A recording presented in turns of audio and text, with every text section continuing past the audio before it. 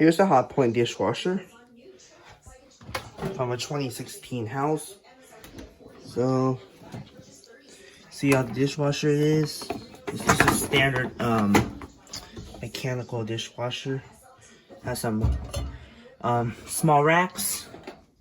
So, got my cascade in here. Got some gel in there. Now with the high temp, I think it's just the parts and pans.